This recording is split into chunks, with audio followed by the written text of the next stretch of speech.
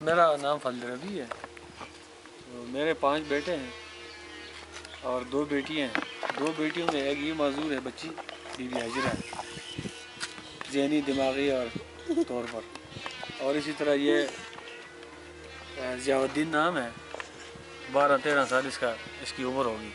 تو سر یہ بھی ذہنی اور دماغی طور پر فالج ہے، بیماری ہے، دماغ بھی ٹھیک نہیں ہے سر. اچھا، ان کی وجہ سے میں بھی بہت پریشان تو ہوں. آپ ان بچوں کی وجہ سے، اپنے ان بچوں کی وجہ سے آپ کو کیا پریشانی ہے؟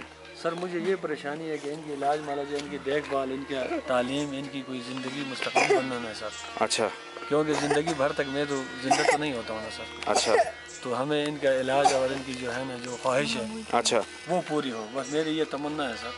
ٹھیک. تو سر میں یہ کہنا چاہتا ہوں کہ جو معذور لوگ ہوتے ہیں ان کو مطلب بری نظر سے نہیں دیکھیں، اچھا، بلکہ ان کی قدر عزت اور ان کی جو ہے نا ہر دیکھ بھال ہونی چاہیے سر، دوسرے ماں باپ کے بچوں کا بھی. تو اور اپنے آپ کو کوئی معاشرے سے، کوئی ہمارے جو آپ کے ارد گرد لوگ رہتے ہیں، ان سے کبھی کوئی شکایت؟ سر ان سے کوئی شکایت نہیں ہے، لیکن یہ ہے کہ یہ معذور بچوں کا سر کوئی دیکھ بھال نہیں کرتے ہیں، کہتے ہیں یہ پاگل ہے، اچھا دماغی ہے. لیکن ان کے ساتھ اگر تھوڑا محنت کیا جائے تو ممکن ہے کہ ان کی زندگی سر.